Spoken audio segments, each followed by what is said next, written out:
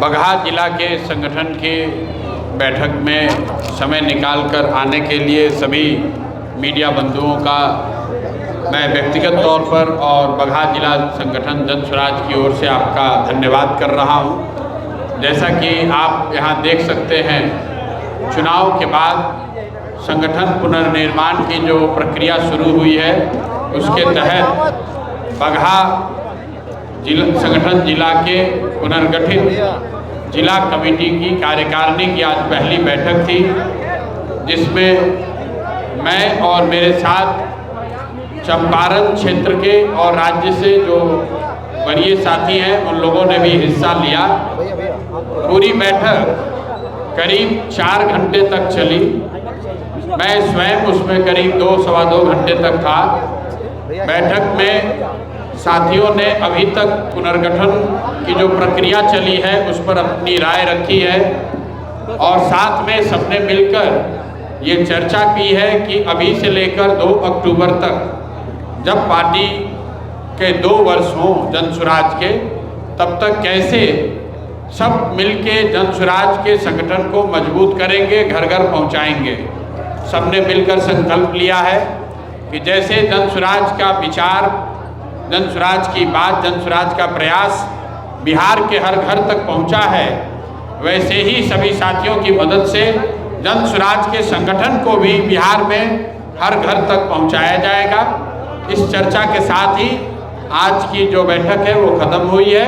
अगर आपके कोई सवाल हो, प्रश्न हो तो आप वो कर सकते हैं। बहुत बहुत धन्यवाद। प्रशांत जी, दिल्ली में केंद्रीय शिक्षा मंत्री के इस्तीफे की मांग को लेकर कांग्रेस जनता पार्टी प्रोटेस्ट कर रही है, कैसे देखते हैं आप इसे? जहाँ तक शिक्षा मंत्री के इस्तीफे के मांग की बात है, तो व्यक्तिगत तौर पर और जन स्वराज दल की ओर से हम लोग पहले भी कह चुके हैं कि जो बार बार प्रश्न पत्र लीक होने की बात है, उसी के आधार पर शिक्षा मंत्री का इस्तीफा तो बहुत पहले हो जाना चाहिए था। ये कोई पहली बार प्रश्न पत्र लीक नहीं हुआ है। बिहार में या देश में खबर ये नहीं है कि कहाँ पेपर लीक हुआ। खबर तब बनती है जब कोई परीक्षा हो जाए और पेपर लीक न हो। इस बार तो 12वीं की परीक्षा के मूल्यांकन में कुछ यंग साथियों ने जो प्रक्रिया को दिखाया है कि कितना बड़ा उसमें घालमेल है। किसी का उत्तर, किसी की उत्तर पुस्तिका, किसी का उत्तर, किसी का नंबर, और किसी को पता नहीं है कि ये कौन चला रहा है, कौन कर रहा है। तो बिल्कुल धर्मेंद्र प्रधान का, शिक्षा मंत्री का इस्तीफा होना ही चाहिए। आपके बिहार के नज़रिए से मैं बता दूं, ये वही धर्मेंद्र प्रधान हैं जो बिहार के चुनाव के दौरान आकर प्रत्याशियों की खरीद फरोख्त करना, उनको डराना धमकाना, और ख़ास करके जन स्वराज ने तो इनके खिलाफ हम लोगों ने प्रेस कॉन्फ्रेंस किया था, इनका पूरा फोटो जारी किया था कि कैसे जन स्वराज के प्रत्याशियों से मिलकर उनको प्रभावित करने का प्रयास या उनको डराने या उनको खरीदने का प्रयास ये खुद कर रहे थे। इस तरह के व्यक्ति हैं, तो इनके शिक्षा मंत्री रहते हुए बिहार देश में शिक्षा की स्थिति तो सुधरने से रही। तो जो लोग मांग कर रहे हैं, जो बच्चे जंतर मंतर पर धरना दे रहे हैं, उसके समर्थन में हम लोग खड़े हैं। तेजस्वी यादव ने अपनी सुरक्षा वापस कर दी है, तो इस पर क्या बोले बताइए। अब तेजस्वी यादव सुरक्षा लेकर चले या न लेकर चले, ये उनका व्यक्तिगत मामला है, उनके और सरकार के बीच का मामला है। जन स्वराज में हम लोग का ऐसा मानना है वैचारिक तौर पर कि जो लोग भी संवैधानिक पदों पर नहीं हैं, जो लोग सरकार की ओर से अधिकृत नहीं हैं, ऐसे लोगों को सुरक्षा नहीं मिलनी चाहिए। पूरे बिहार के लोग सुरक्षित महसूस करें, सरकार का वो काम है।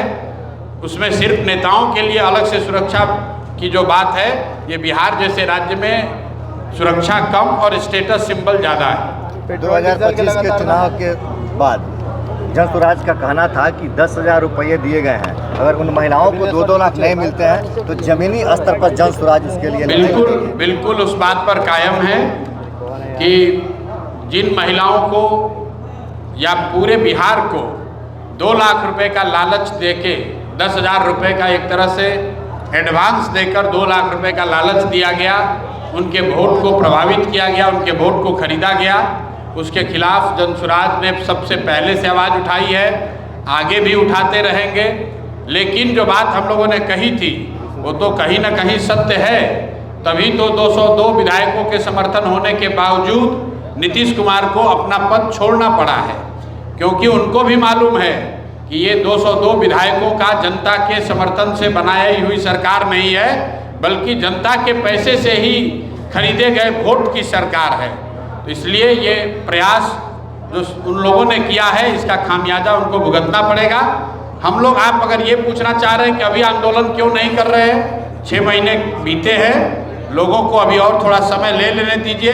लोगों का भी आँख खुलना चाहिए कि जैसे सहारा के लोग पैसा डबल करने का भ्रम दिखाकर उनका पैसा लेकर भाग गए, उसी तरह नीतीश कुमार ने 2 लाख रुपए का लालच देकर आपका वोट ले लिया और खुद अब दिल्ली भाग गए और यहाँ पर अपने चेले चपाटों को, अपने बच्चों को सरकार में बैठा दिया है। पेट्रोल डीजल के दाम लगातार बढ़ रहे हैं। लगातार बढ़ रहे हैं। हमको तो लगता है कि पिछला 10 बरस से नीतीश जी के फर्जी शराबबंदी के कानून के वजह से आपको मालूम है कि बिहार में पूरे देश में सबसे ज़्यादा महंगा डीजल और पेट्रोल पहले से बिक रहा है।